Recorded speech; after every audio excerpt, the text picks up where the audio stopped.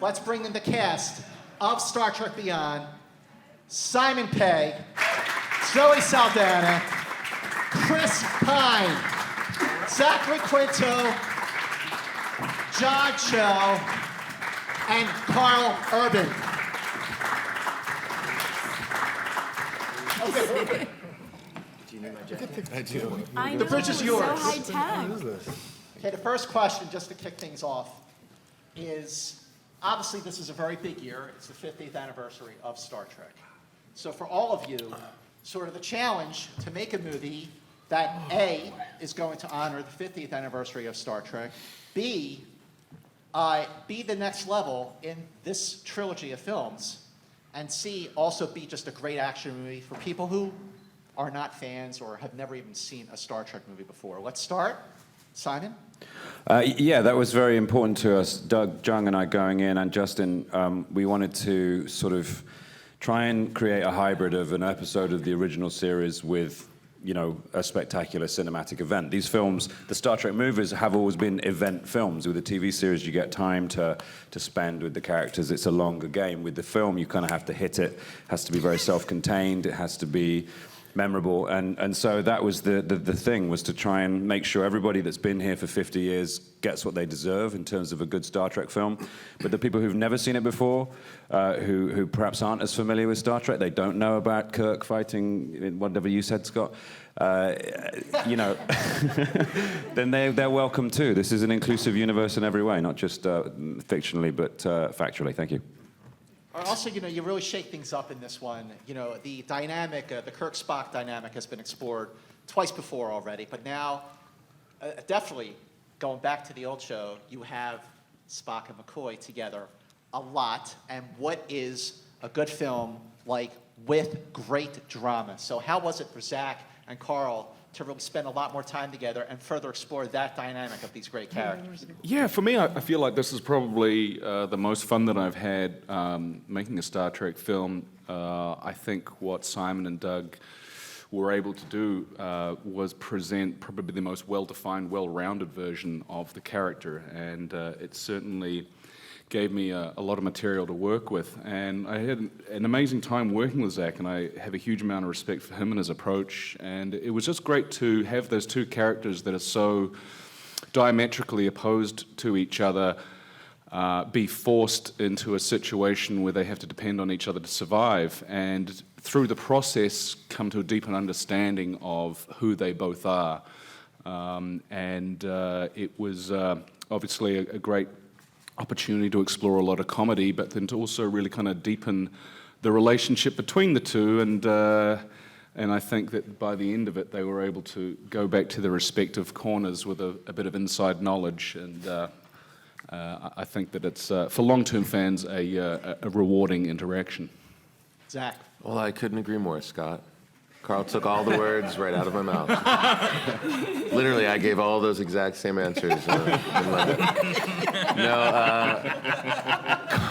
Carl and I had a great time working together. You know, in a movie franchise where we're used to spending so much time together, all of us really, on the bridge of the Enterprise and in many of our adventures, it was actually really nice to have so many days where it was only Carl and me together, and I think we got to know each other and appreciate each other already more than we already did, which was already a significant amount. And yeah, and I think from a character standpoint, I really echo the idea that these two characters historically in this franchise are come at things from entirely different perspectives and points of view. And I think there's nothing more fun for fans of the original show to see that dynamic unmitigated by Kirk, who usually manages to get between them. And I think in the same way, you know, Bones really saves Spock's life in this film, and I think there's a deep appreciation for that, obviously. And they end this film in a much better place as a duo than I would say they begin it. Well, another thing that sort of is a throwback to the original show is the dynamic between McCoy and Kirk. In the beginning of the film, Chris, you have that scene in the bar where you're contemplating what's it all mean? I mean, it was right out of a scene from the Corbomite Maneuver or Balance of Terror.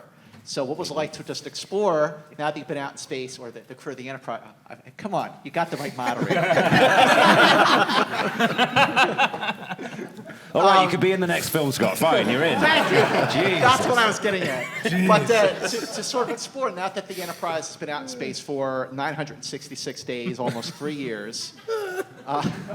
Did you get that reference? I 966?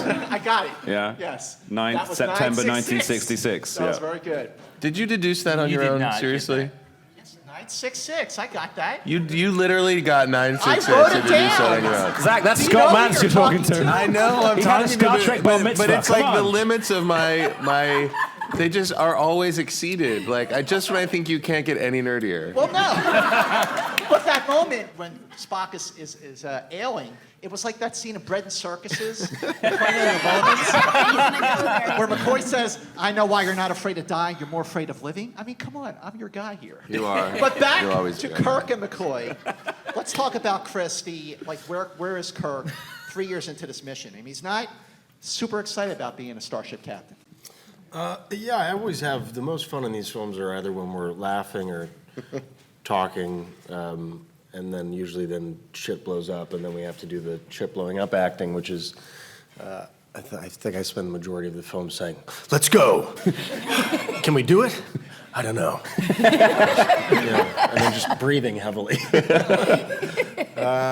So that scene in particular was one of my favorites, and I talked a lot with Simon about how to nuance or what particularly was Kirk's trip in this whole thing, and once we landed on the idea of him growing out of or moving out of underneath his father's shadow, that made a lot of sense, and to do it with Carl was great fun, and we had all that fun stuff with the whiskey and the vodka moment, which, just like these, just little itty-bitty things that make us giggle and have a good time that hopefully people appreciate. And as you said, it's all these little nuance beats of the references and whatnot. So. That was improvised, by the way, when they were talking about, I thought he'd be a vodka guy. That all came out from those guys on the day, and that's the kind of superb actors we get to work with as writers. It's like, sometimes you just go with it, and they do, and they come up with the best lines. Well, I want to Not open always. up to the audience right away. Okay, why don't you start?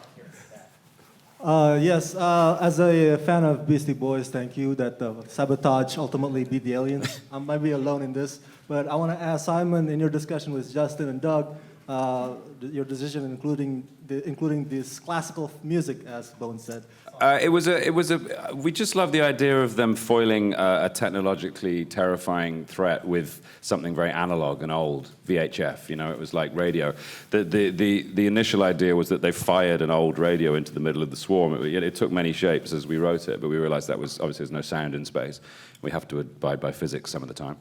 So it was just the idea that, we like the idea that Jayla had discovered this old ship that had an archive of music. She discovered rap music and liked it. She says she likes the beats and shouting. And we like the fact that in the end they use it to kind of, cause the swarm to have this big... And I like the fact that they all have the idea together about what it could do. And, Sabotage was a song we used in '09, and it's part of Kirk's childhood. All these things links back to his past and his dad. The motorbike, the song, it's all kind of him letting go of these things, and moving on as a man as well. So it's important for Kirk's character. But it's just a kick-ass song, I mean, if anything's going to blow up a swarm of spaceships, it's going to be the Beastie Boys. Come on.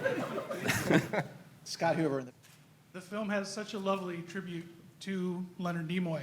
And I'm curious, was there initial expectation earlier on in the process that he would be part of the film before his passing? And how did you figure out how you wanted to pay homage to him? If Leonard was well enough to be a part of this film, I'm sure he would have been. And I know that there were early conversations with him about that possibility, which, true to his incredible self, he knew himself well enough to know that that wouldn't be possible at a certain point. And then I think it became important to all of us to figure a way to honor his legacy, and I thought Simon and Doug did a beautiful job of incorporating it into the narrative of the film. We all carried him with us through this production for sure, and it was definitely a different kind of feeling to make this movie without him, for me in particular. But I think he was very much a part of it in spirit and certainly in the film now, and will be a part of anything we do moving forward for sure. we wanted to make it part of Spock's arc, Zach Spock's arc as well, not just a reference to Spock Prime or you know what we did eventually, of course, which was to dedicate the film to him. But we wanted to have his passing be something which inspired our Spock to move on as well, and so it became an integral part of the story, not just a kind of nod in Leonard's direction. That felt more right to do it that way. My question is for Mr. Simon. I heard the director say that the main reason he wanted to tackle this project is because his childhood dream sort of was to blow up the Enterprise and then bring it back together. So I'm wondering, was that a collaborative effort, or was that all his idea that he presented to you and then you guys developed it in the script? I hated the idea at first. We had literally, I swear, we had like rows about it. Like I was shouting at him down the phone, going, "You can't do that. You can't destroy the Enterprise." My problem was that if you think it's something new, then we've seen it before. It happened in Search for Spock. It happened in Generations. But Justin was like very, very determined. And as we spoke about it, I realized what he was doing brilliantly was he was not only sort of taking out a main character, but he was removing the physical connective tissue between the crew to see what happens when you take away the thing that physically bonds them together. You know, if you take away that thing that necessitates their being a unit, do they dissipate or do they come back together? And that was the genius of that thing. You take it away very violently and dramatically, and then you wait and see if they all come back together to be this family, which is essentially what they are. And of course they do. And I realized I backed down immediately and said, yeah, you're right, which I do occasionally do that, not always. But in this instance, I realized it was a brilliant idea. But yeah, initially I was opposed to it. Zoe, can you talk a little bit about the evolution of your character and also her feelings for Spock in this movie? She's tired. I think she's homesick. And I felt that that's the one thing I appreciated the most about what Simon and Doug that did for this installment is that they made us human, you know, and just homesick and sad and how being overly worked and being away from home and all the things that keep you grounded can put a strain not just on the intimate relationships that you may have, but also, you know, the professional ones. And I thought I would never see the day where I would see, like, I would walk into the Enterprise and we're kind of like not rolling our eyes at each other, but we're not that, you know, excited to see each other.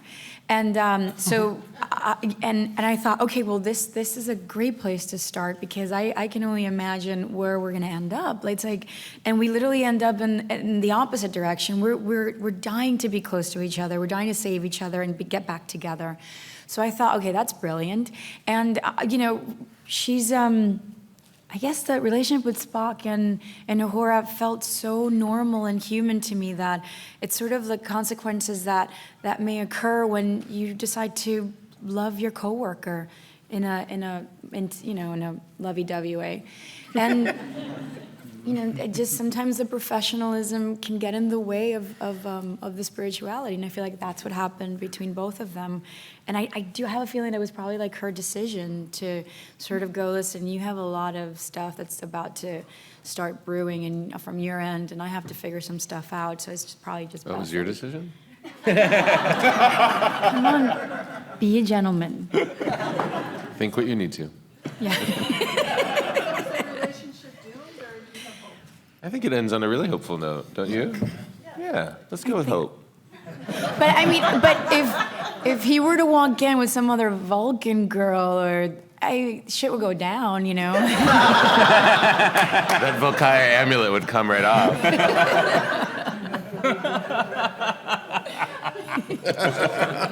So I wonder if anyone else could contribute to this, but since it is 50 years now since Star Trek began, it seems your character especially has gone through changes that sort of mirror women's changes, perhaps, in science fiction, in our culture and society. Can you talk a little bit about how you think she's evolved to what you're doing now? I think there's a beautiful, I hate using the word sprouting, but it's true. Women are becoming very, very independent, not just in the workforce, but also in their personal lives. There's just something about like realizing that you should want to be a part of something. You don't necessarily have to be a part of something in order for you to be validated or respected or appreciated or considered strong enough. So I feel that this breakup that Uhura and Spock have is amazing because she fell in love with her teacher. So he came as this figure that represented responsibility and safety and, you know, and maturity and wisdom. And now I think that she feels strong enough to, I mean, if I choose to see it that way, there is a parallel universe situation here that's going on with Uhura and women these days, is that there's no longer this animosity or this resentment to sort of prove who you are. You just want to be alone. You just want to be left alone to sort of find out who you are because you're interested in it, you're curious. So I like this autonomy that's happening with women right now where there's, and I like when a battle is fought just with a spoken word, nothing that feels tense or, you know, violent behavior or something, I guess. You know, one of the questions that we were asked, you know, for giggles on the tour in either Sydney or London was, which timeline would you choose to be in, the original series or ours if you had the choice? And I did say ours if forced to choose for this reason, like Roddenberry did set up a world, you know, that was incredibly progressive, but it was tempered by the social mores of the era, and I feel like we can go further in 2016 than he was able to do at the time. And to your point, I feel like that our version is able to give more to the women and the people of color in the cast than Roddenberry was originally able to, I think. And not because he didn't want to either. Not because he didn't want to, correct, yeah. He absolutely wanted to. Yeah. Well, let's go a little further with that, John, on how Sulu has evolved, and I'm really like when that idea came up on how to really give more background into Sulu's character. The idea came up, I believe Simon pitched it, and then I was told of it through Justin pretty early on, and when he had set up at Paramount, and we went in to have a chat and get reacquainted. And I thought it was a beautiful idea. I had concerns about how it would be received by George. I had some other concerns, but it was really the handling of it that was most important to me. And having seen the film, I think its nonchalant posture toward it is the best thing about it, and the fact that it's normalized. And it's kind of news now, but if you rewatch the movie in 10 years, you won't think anything of it. It'll just go right by you. And that's the best thing about it. There's no music cue, there's no close-up, it's just... Dun, dun, dun! He's gay! That was... People start running around screaming in New York. He's gay, everybody! But I like the one thing that I guess has taken a secondary position is that it wasn't just that we revealed that he's gay, we revealed that he's a father. So none of our characters have families that we've ever talked about. So I actually feel quite puzzled that in 2016 we're having like a bit of a fit over who he fathered a baby with. The point is, I'm that happy he's a dad, you know. he had somebody on Yorktown. What the point of that in is the he's story- promiscuous. He was compromised.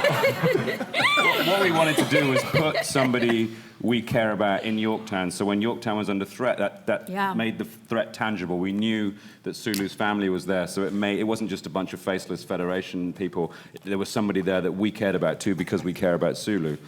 And that was really the important thing. The nature of that relationship wasn't an issue. And by the way, the whole thing with George is, you know, people like to make things into a spat. George and I email all the time. We have big, long, lovely discussions about it, and we're on great terms. It was never we were never shouting at each other or anything like that. It was just, and it's a great discussion to have. So I'm really happy with the way that it's been talked about and responded to, and I'm still a huge fan of GT, for sure. Right here. This film is a bit bittersweet with the loss of Anton. and Chris and John have spent quite a bit of screen time with him. What was this process working with him, and if anybody on the cast has heard from his family and their reaction to this film? First of all, it's devastating to lose a family member. And, you know, we're at a point where we should be celebrating not only this film, but this beautiful man, this talented man. And for all of us, it is almost incomprehensible to be at the point where we have to talk about him in the past. And the pain of his loss is still very raw. We went and spent time with Anton's family, and we know that they will be very, very proud of his contribution to the film, and this film will forever be probably the most special experience for all of us. For, you know, it represents a golden period where our family was together, fully together for the last time, and it really was, I think, as Simon said, the best summer of our adult lives. And we love him so much. We miss him terribly. You know, in the original series, in episodes like Who Mourns for Adonais, Gamesters of Triskelion, Inspector of the Gun, Kirk. This is a bit, right? Right. This is a bit. This is actually a follow-up because Kirk was like a father figure to Chekhov. And in this movie, Chris, you got to spend a lot of time with Anton. So, like, what, in your opinion, just made him like a really special actor? He was just a good he was a good guy. He was a good guy. He was very sweet, beautifully, authentically Anton. There was not much of a censor on the boy. And I remember one of the first times I met him, like 9 years ago, whatever. He was 17, and I invited him back to my trailer to play guitar because I knew he'd play guitar, and he played guitar really, really, really well.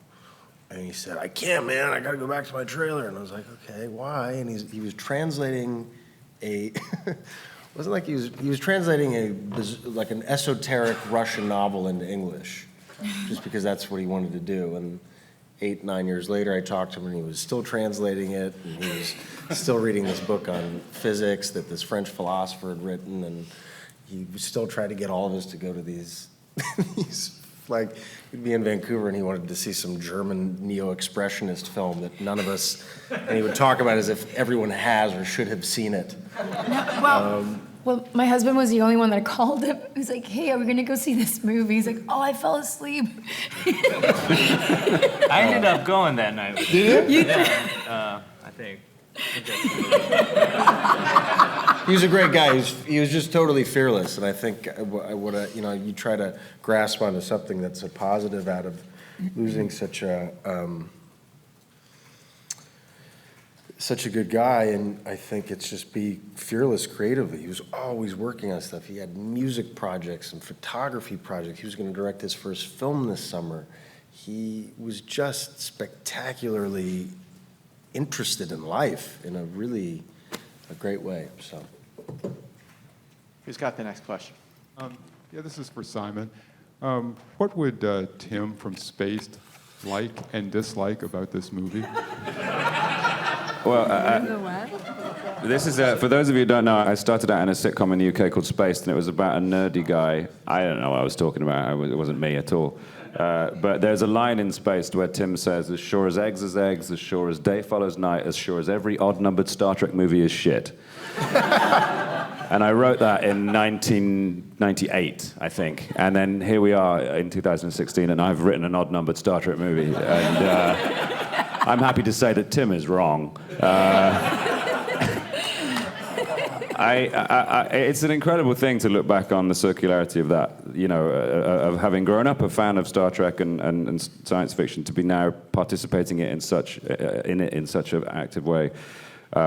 I tried to just make the kind of Star Trek movie Tim Bisley would like. You know, that's what Doug and I did. And when I say Tim Bisley, I'm talking about the people that have been with Star Trek for a long time, you know, because Star Trek must have been doing something right because it's around for 50 years, and if it ain't broke, you know, don't fix it. So we wanted to embody the original show instill it with what made the original show great, but also frame it in a big movie way, you know, which is a luxury they never had back in the day. That's why the series turned into such a great thing.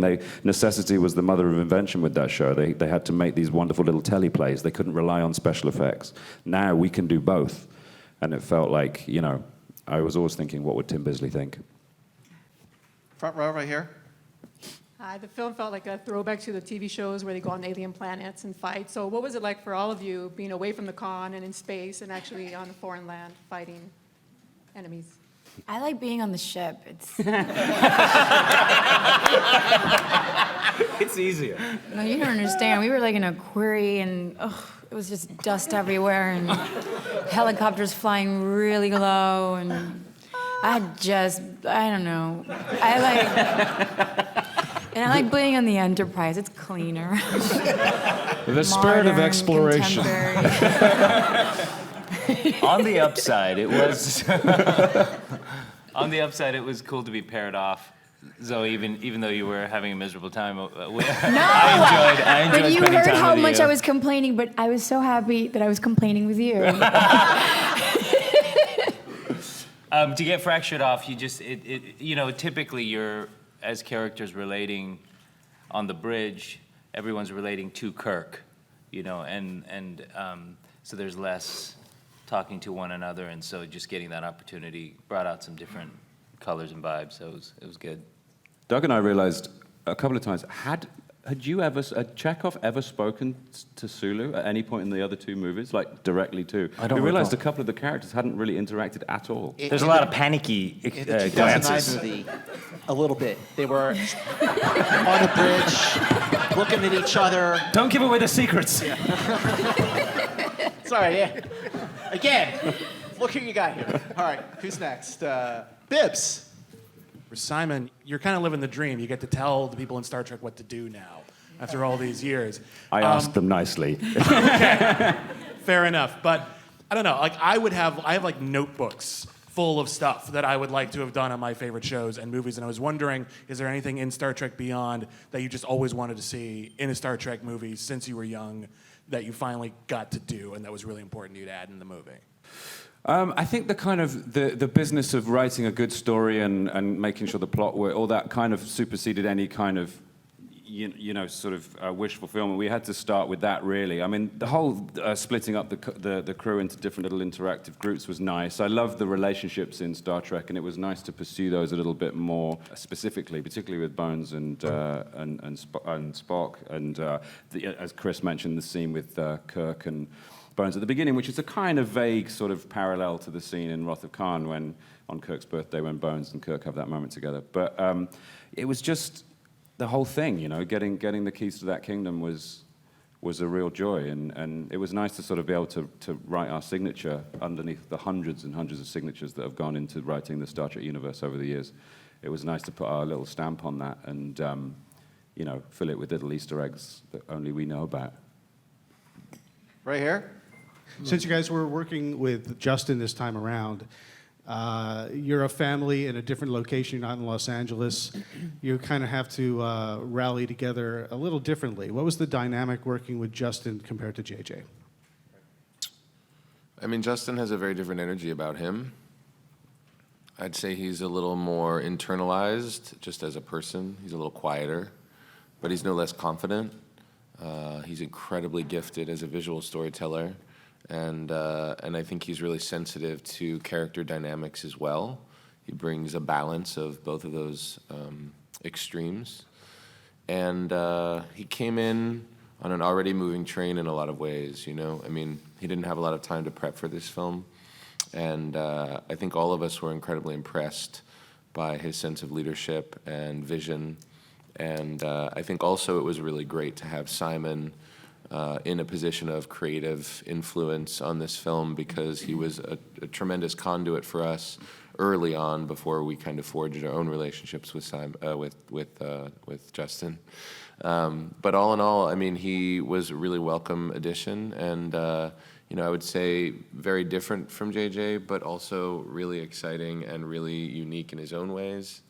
And reflective of this experience, which was different and new for us to be away from the past and the configuration of the last two films, but we all had a great time working together, and we really enjoyed him, and seeing what he was able to create in the final product is really exciting for all of us.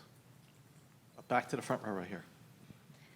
Hi, my question is about prop and costume. It's costume is seems tight, so you had to skip the lunch sometime, or any prop episode. It's like the gadget looks like a kind of old cell phone for me sometimes. So Tight it's around where? I think the pants were looser, right, guys? We all talked pants about were fantastic this time. So much movement. A lot of space in the hips, which I appreciated. Yeah, there was a lot of, I don't know how to answer your question, but I will say, I'm going to make up my own question, then answer that.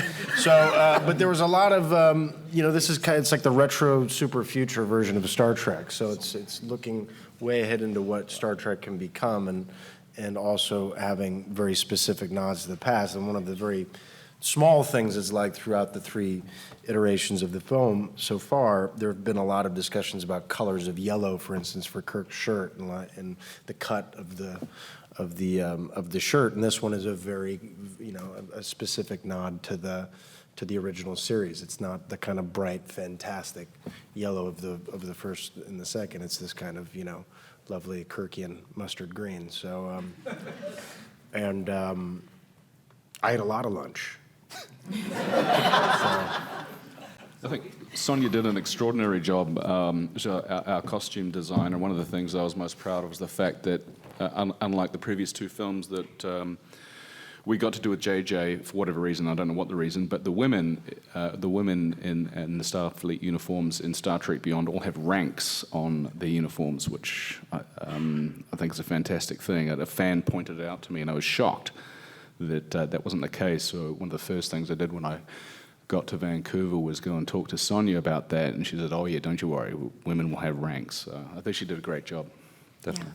Also bring like a bit of a 60s throwback to the costumes, but then also making them slightly new. I had massive envy for Chris Pine's survival suit. Yeah, but you get that just wonderful shade of blue, Carl. Makes you look lovely. That ruddy complexion of yours. How far do you see the franchise going now with these characters? And is there any, thoughts of a spinoff with the next generation and so forth? And then also just the fun question of what was the greatest takeaway for each of you from this film? Like, what was the best moment you had with each other or in the pairs? Well, I hope it goes on for another 50 years, and whether we'll keep going as long as we can until we're old and inappropriate. Some of us already are, I say, me.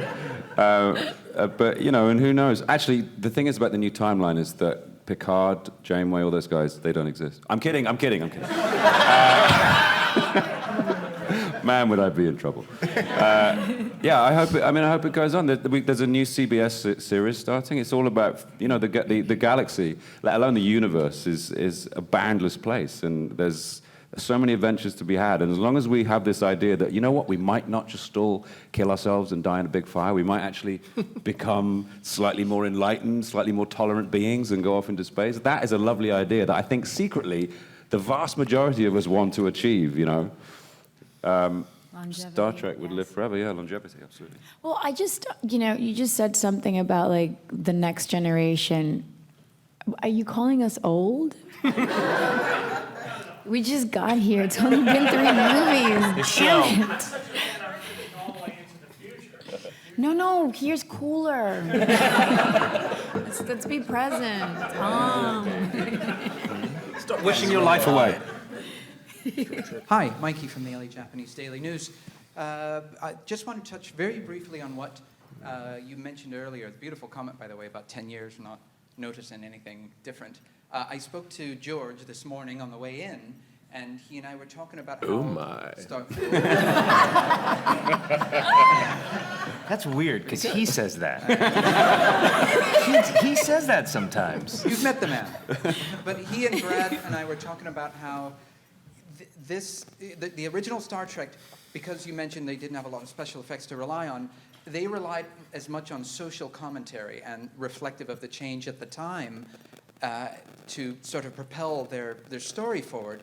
In this day and age, I guess the question is, what can the message be now? I mean, you know, in the Oscars so white realm of things, and I look at this cast, and what can the message for Star Trek be in 2016 to help propel it forward? Like you said, perhaps for another 50 years. Well, I mean, I think the message is the same as it was when it began. It's just that we have more room to explore and express it than they did at the time. You know, it's shocking to me how divisive our culture has become, and I feel like Star Trek maintains a position of inclusivity and unity that is as resonant today as it was in the late 60s.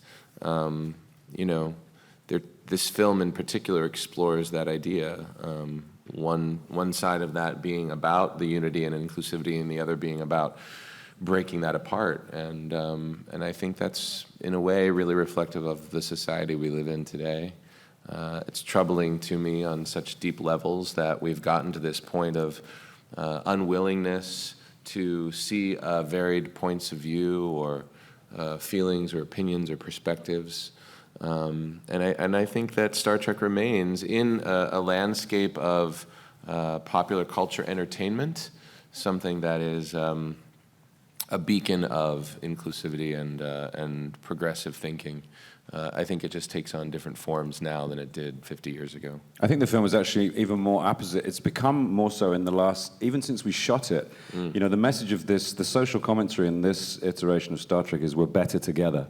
That's what it's about. It's about collectivism. And in this era of Brexit and talking about building walls in certain places, you know, now more than ever we should be thinking about the value of collectivism, about cooperation and, you know, unity. That can be and is our strength. And the more fractured we become, the less secure we all feel, you know. So, you know, the villain in Star Trek is like, we could have called him Brexit. It's quite a science fiction name, isn't it? I was just saying, you know, like when you go into, you know, in the Star Trek setup, you're going into space and seeing so many different kinds of species. It does become comically apparent when you look around the planet Earth that we live on that we do have so much more in common than we don't, you know? So, you know, the little things that seem to divide us here in our present time seem even more exaggeratedly small after seeing, you know, an episode of Star Trek, so. We've all got one head. Do you know what I mean? Let's live together. Next question. Last question right here.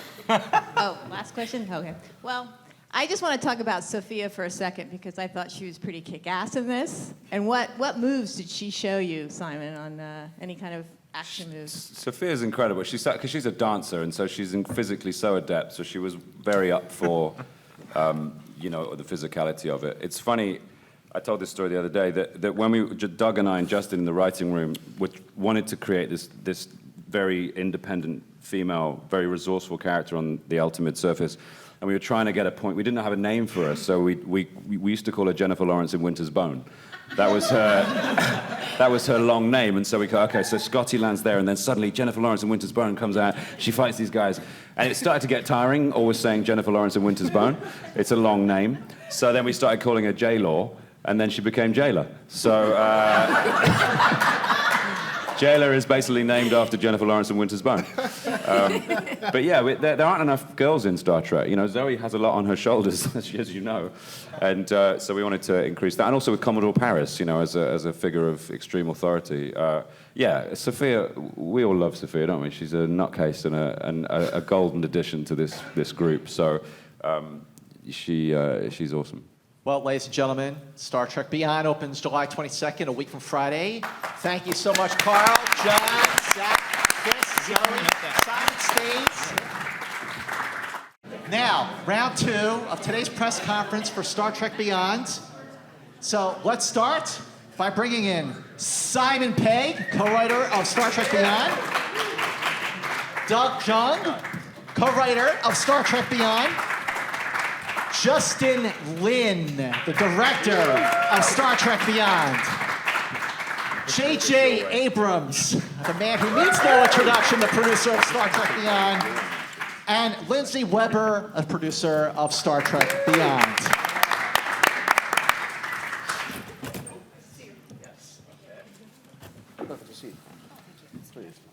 Okay, so kicking off things for round two.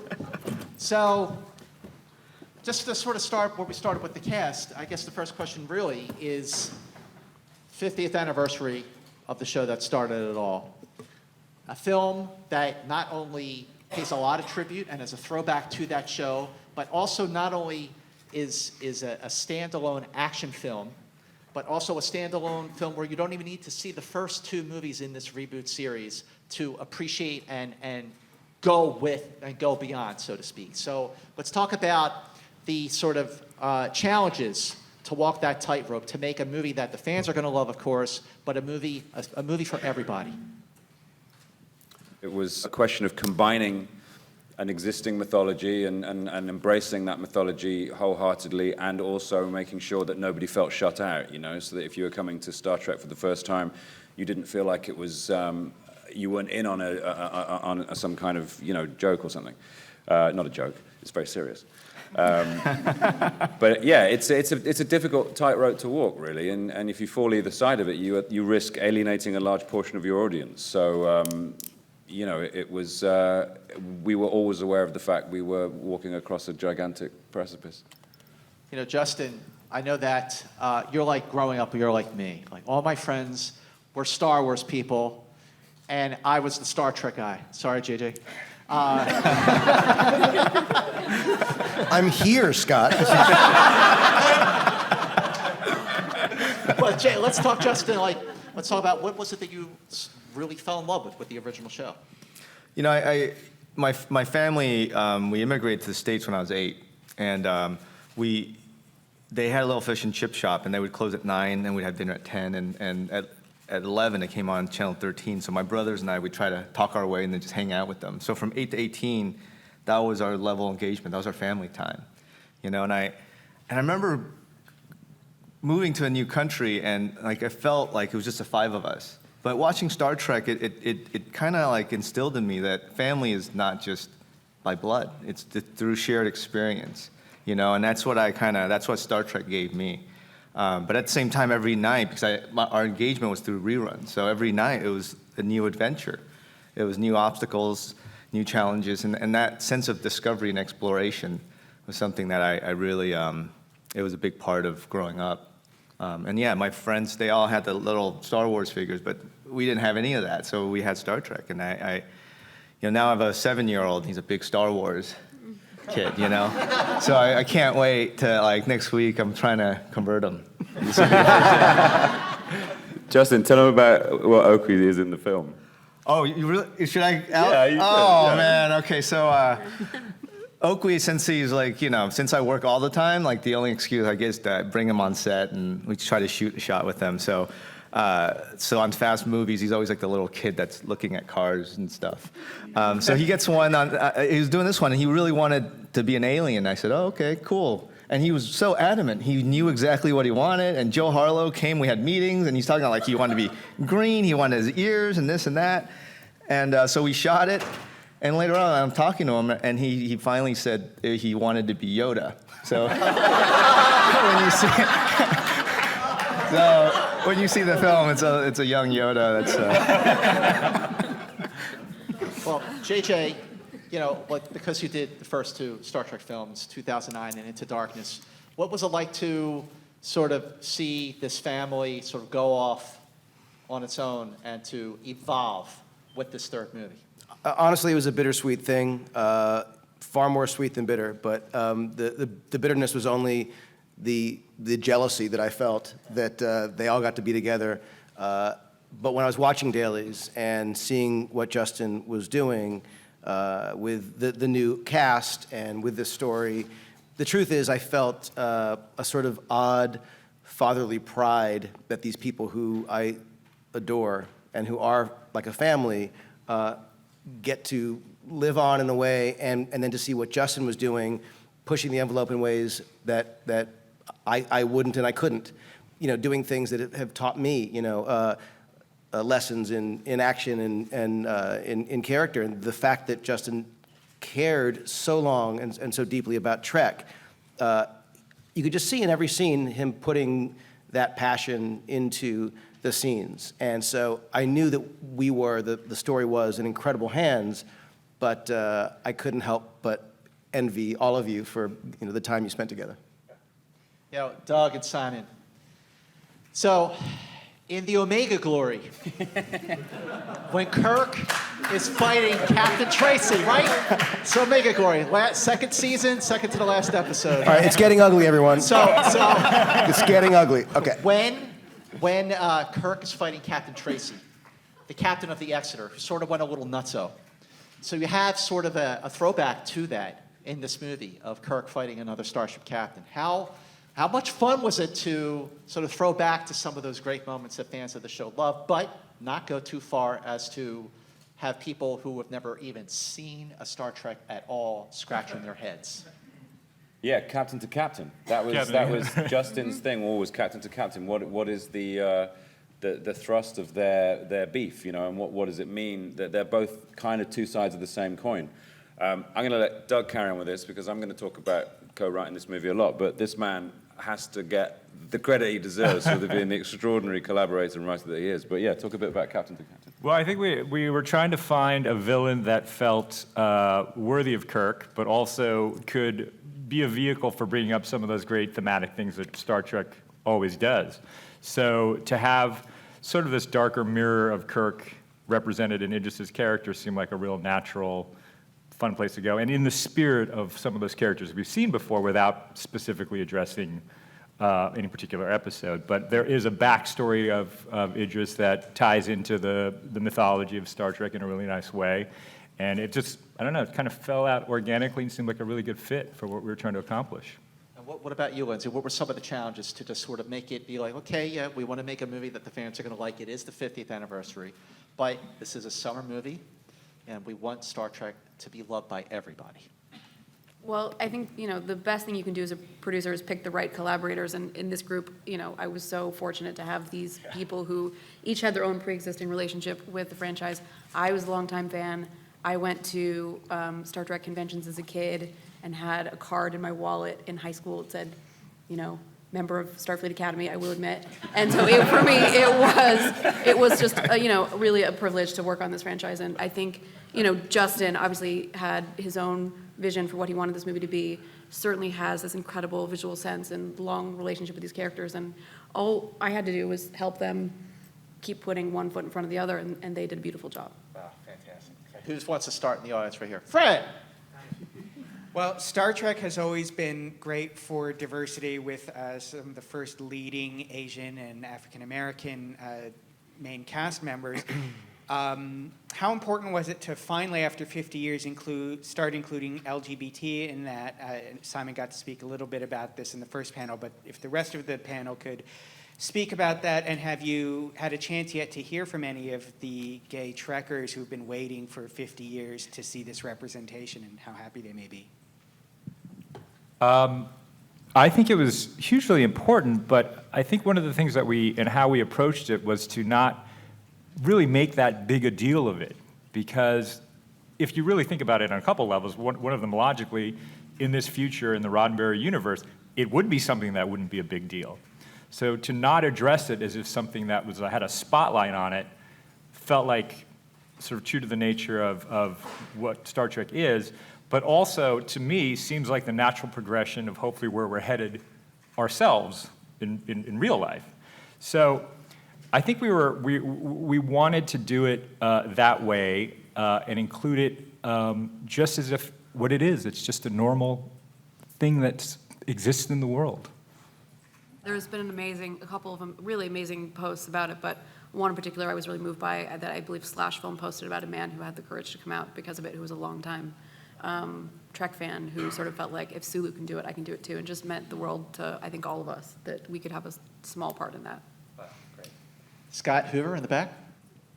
I wonder if you can talk about how, Lindsay and JJ, how Simon one of your cast members, who is the Trek authority and a great creator of material in his own right, came in as screenwriter and got matched with Doug. Can you talk about how that conversation got started and how it got to official status? I'll just say that when we started working on this movie, we had prior experience with Doug as a screenwriter, and of course, Simon is my British brother, and so formerly of the European Union, and so it made perfect sense. As sort of crazy as it seemed on one level, it was also so obvious to ask if Simon would be interested in working on the script, and Lindsay, who was there with Justin and Simon and Doug the whole time. I think that for a moment, it was a little, like juggling cats, where you're just trying to figure out how it's going to work, because these are two writers. You put any two writers together who have not worked together, and it's going to be tricky for a moment. But they very quickly found a rhythm. Justin, you were very clear about things that you wanted that were important to you. And what was, as it always is, when you have a movie where there is a schedule, and we've all been through this, before, you simply have to figure out a way to squeeze every great idea out in the time you've got, never giving up, always assuming that you're going to have the better idea, but this is the idea right now, and it's always the kind of leap of faith that it will work. But the one glue, I think, as someone who was frankly as much of an observer of what was happening, because I was busy working on Force Awakens at the time, what I was watching was a group of people, some of whom, had Starfleet Academy cards in their wallets, other whom were dyed-in-the-wool fans since childhood, other whom were growing up with their families, and Star Trek meant everything to them. I saw this love of this world really being the thing that united them, and it was in a crazy way, the story of Star Trek of facing crazy odds, and how the group, everyone is critical to survive it. It was sort of a little bit of what the experience was of making the movie. Every single person was absolutely critical to make this thing work, and they all pulled together to get this thing going in the right direction, and it was a wonderful thing to see. And because I'd been involved in a couple of the movies prior, it was actually, for me, sort of fun not to have to be in the fray the way they were day to day, because I could say, guys, I'm really busy over here working on these other things. So I had an excuse. Justin, could you talk a little bit? There'll be theaters across the country showing this in that Barco Escape triple screen. Could you talk about making the decision of which scenes to go for that look and which not, and so forth? Wow. The extension of the frames, it had to be created after. It was something that came a little late in the game, but I felt like it was appropriate because as we were designing the film, this is my first experience where, a lot of the shot design, though it was kind of talked about throughout the process, it's fully CG. So I felt comfortable to make sure that, when we had those scenes, those immersive scenes, it tends to be kind of CG heavy anyway. So it felt like it was good. It was a good experience kind of going in, just trying it for the first time. And but it felt like, now knowing the technology, it would be awesome next time if we actually can incorporate it more into production. Actually, I have a question real fast. The movies are a little more than 2 hours, but I felt like it really flew by. It really flew by, which is a good thing, that it just had you engaged so much. Were there things that you shot that you really wanted to keep in the film that you just went, you know what, let's cut it? I don't think so. I mean, it was. I thought I would. I think personally, I always think I'm pretty relentless, but working with JJ and Lindsay and everybody, I mean, the whole process, it was really cool. It felt like it was just alive all the time, and we're just going and going. And so, I mean, for me, the a lot of the stuff we enjoyed talking was, Idris, the Krall Edison backstory, and also the Marauders, that swarm soldiers and stuff. And we actually had sequences with much more of the backstory, but we never got to shoot those. But it was a pretty tight schedule on this one. Basically, everything we shot is pretty much on screen. Right here up front. It's such a tragic thing watching it to see Anton up there and knowing he's not around anymore. It's sort of unbelievable still. And I wonder if Justin and Simon could talk just a little bit about maybe a favorite moment with him, or what you remember most vividly about him. Yeah, it still doesn't feel real. I can't find a way to process it, to be honest. I can't. It won't sink in, and my heart goes out to anybody who loses anybody suddenly or prematurely. It's such a psychological blow. It's difficult to even contemplate. One thing I've said in some of the introductions is that watching the film and seeing Anton up there so alive and forever preserved, and as he will be in all his films. That's something we should be happy about, that we're going to get to see him again. Anton was just... I spent a lot of time with Anton in Vancouver that last year. He used to call me up in the middle of the night sometimes just to talk. He was an incredibly intelligent man. He like the guys were saying, he was translating this Russian. He was still working on it in Vancouver. He went home to do it a couple of times, making notes on it, translating this novel. He would talk about film so fluently and so maturely that he'd make us all look like dummies. I would have to engage my university brain just to sit down and talk to him about movies, because he was he was encyclopedic, and he had this ridiculous laugh that used to go like this. We all used to laugh at him for it, and then he would laugh more, and then we would laugh more. He was an incredible soul. He was a beautiful, beautiful boy, and I loved him so much. We all did, It's just... It's not something that's easy to talk about. It's not something that we really want to be having to talk about, other than we miss him. Yeah, I think it's still very raw, still processing, and I think I actually went back. I think there was a group of us who were still finishing the film. We had a few weeks to go, and we went back and kind of, I went through all the footage again. And, the one thing that when I was going through it, I know the interaction with Anton, for me, it just is so clear that, when he shows up every day, he does it for the right reasons. We're making movies, and sometimes you make movies and a lot of these petty, all this weird, stupid stuff happen, but he just shows up with a smile on his face and just has ideas. And I always just kind of look forward to, every day he's on set, we huddle up and he'd throw like 100 ideas, even though like maybe he's just in the background or something. And it was just, it's just the way it should be, and it will, I know for a fact that it will live on with me, and he'll live on with me, and I know with everybody that he's worked with or he's interacted with, and yeah. Right here. This one is for Doug. As the co-writing can sometimes be a difficult task, is there any points of contention between you and Simon that you had in the script that you actually won that gets kept in? And then my second is just more of a statement. I wanted to thank you, J.J. Abrams. My son stunt doubled for young Spock in the first film, and you helped pay for his college. So You're welcome. My pleasure. Thank you. That's incredible.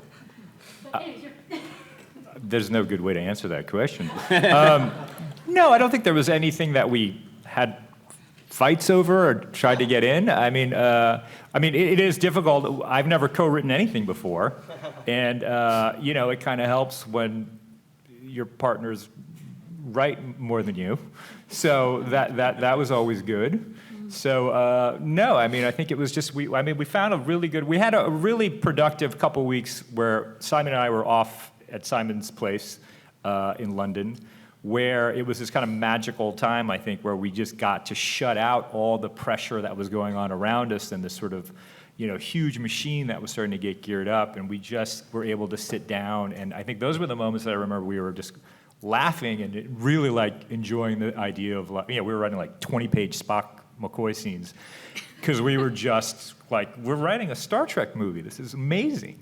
And so that's kind of, I think. We'd watch episodes in the evening. Yeah, that was like that was your idea. You're like, if we do good today, we can go watch an original episode. But we'd take our notepads down and be writing down the names of red shirts and little details that we could feed into, so that the universe had a continuity. Right, and then I remember when we finally wrote the final voiceover space, we actually went back and you were like, I think we left a part out. Yeah. I think it was to boldly go where no one was coming. I'm sure there was a bit at the end. No. Yeah, right. It was, I must just say as well, Doug was just, we had such a great collab. It was such a great pairing, if only because we were always on the same page. And Doug has an incredible awareness of structure and an overview, which is so vital when you're trying to track a story like this. And we had disagreements. As I said, I totally was like, no, you can't destroy the Enterprise at the beginning. But then, when I realized the genius of taking away that thing that bonds them to see if they remain together, I realized that it wasn't a gimmick. It wasn't like, let's just do something spectacular. It was, let's do something really incredibly thoughtful and that will drive the story, So, yeah, we always had disagreements. And some of them were a bit shouty occasionally, mainly from me. JJ taught me down off at least 3 ledges. But here we are, and I'm so proud of it. And I couldn't hope for a better team than these guys. Right there. Hey guys, so we know there are 50 aliens for the 50 years, and I'm wondering, did everyone have an input? Simon, did you have like a specific alien you were really excited to get in there? I remember when we were in Dubai and we walked out onto the concourse of Yorktown and just saw Joel's handiwork. Doug and I, what did we write? Like, there's lots of different people here. That was it. That was as bad as brief. Yeah. We did have that bit. We wanted like people handing out.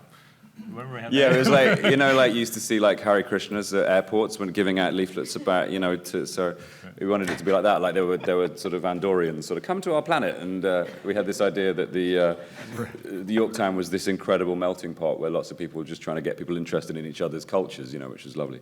But we never said, oh, one's got like a shell head and one's got, that was just Joel. And the design, the concept design was, it's staggering. I mean, what you don't see is amazing, isn't it? Yeah. You're talking about the red shirts. Like, remember at Obsession, there was Rizzo. Remember Rizzo died? And then in A Day of the Dove, Johnson. And then there was Mr. Leslie, Lieutenant Galway. They're all dead. It's John, getting ugly, question people. Right It's getting ugly again. The list goes on. Right here, John. Hey, guys. John from Roddenberry. Good job. I did have a question for you. Wondering if your own reflection on the last 2 movies or outside feedback on the last 2 movies influence any of your creative decisions about Beyond? Well, certainly getting them out on the road. Yeah, I think that was probably an early decision to get them out on the 5-year mission. And then, I think once we kind of did that, there wasn't a lot of concerns about, how the 2 previous movies or even a lot of the other things were going to affect that, because it felt like we were really in uncharted territory there. And that was incredibly liberating, I think. STID in 09, that was what we used to call it. We say that happened in STID in 09. And that happened in 09. People were referring to STID for a while, and it took me, I don't know, a few weeks to figure out that. Yeah, So what the hell is that? I just kept saying, I've never seen that movie. In the very back row, purple shirt. I was just wondering if there was any particular one scene that was challenging to film or shoot. One. 1 to 240. I think it's a good sign that every day was a challenge, and I logistically it was just the amount of time that we had, and I think we were all very ambitious. I actually really kind of enjoy that. So every time we show up in the morning, it was going to be a rough day. It was going to be a tough day, but in the best possible way. I think you want that, and to have this group of people who were there for the right reasons, and trying to bring that to life. I just felt like we were shooting a big indie movie. That was the best feeling. The scene that was probably the most troublesome, or not troublesome, was obviously the final showdown between Kirk and Krall. And we've all seen the film, right? Yeah. Because we didn't want it just to be, oh, Kirk kicks the bad guy's ass kind of thing. It needed to have something. And so, and we knew it was coming up last. It was in Dubai. Aside from all the practical craziness of everyone hanging off ropes and having a cold, that black eye of Chris's at the end is real, by the way. Thanks, Idris. Yeah. Planted a cracker on him. But Doug and I were trying to figure out ways to make it more interesting, and we were trying to push for this idea that maybe Carl would have a change of heart. Lindsay was always saying, look, if you're going to do that, it has to be earned. And we were trying to find this way to make it work, but it didn't. So we ended up trying to sort of like have the audience infer that maybe he's coming to help. And thank you, Lindsay, for so doggedly sort of saying, don't do something which is going to feel kind of unearned. And that's just an example of how collaborative this job was. You know, we always had, Lindsay was always there for all three of us, you know, as what Justin was for Doug and I, as Doug and I were for each other, just there to make sure we stayed on the right track. Got two more questions. You right here, and then you in the red sweatshirt. My question's for Justin. Justin, with taking over for JJ as the director of this film and having your own creative voice to put input into it, is it a bit more challenging when the previous director is one of the executive producers? Does it feel like he's hovering, or do you feel that you're still allowed to have your own say? Wait, hold on 1 second.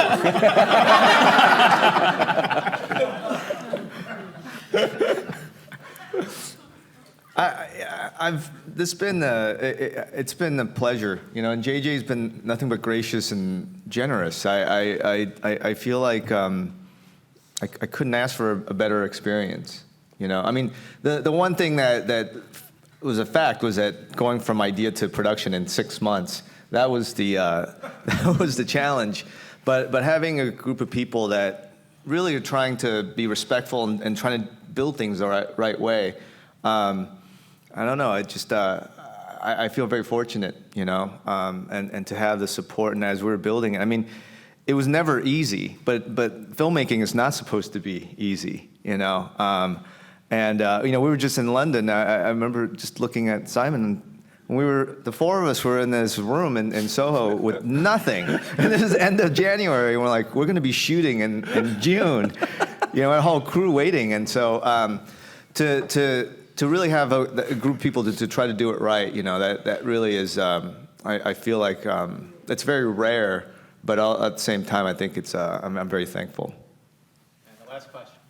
Thank you all for coming, and great job with this movie. Simon, thank you for coming to the screening last night, right off of the UK premiere, which was not the European premiere. So thank you.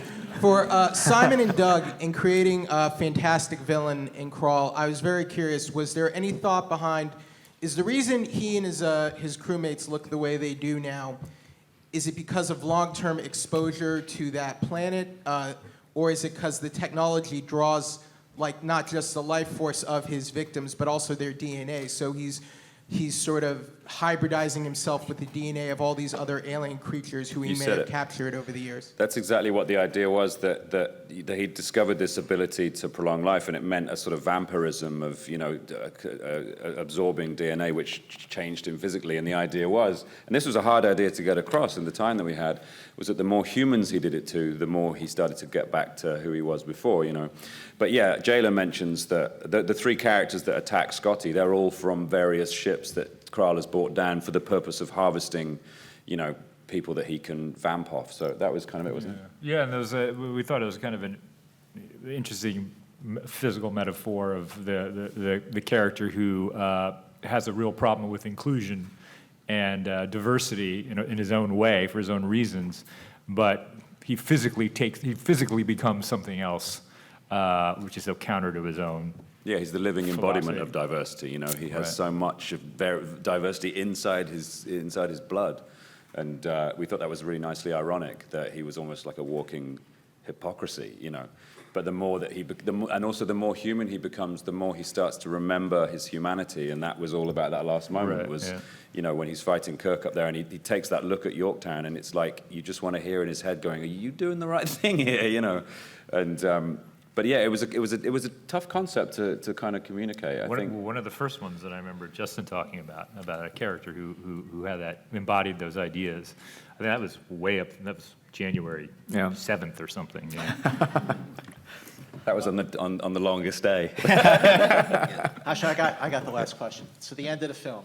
We all know how the movie ends. So where does the Star Trek feature film series go from here?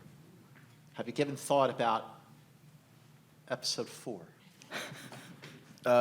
Yes, and there's something that hopefully we're figurative minutes away from talking about.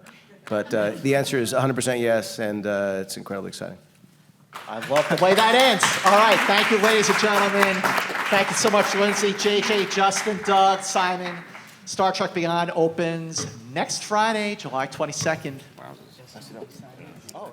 Hey, so did you like that video? Now, I've got an interesting fact for you. Did you know that The Dark Knight made more money in its first 6 days in the US than Batman Begins made in its entire domestic run? Now, for this and more movie facts, click on more videos or click on the playlist for more trailers.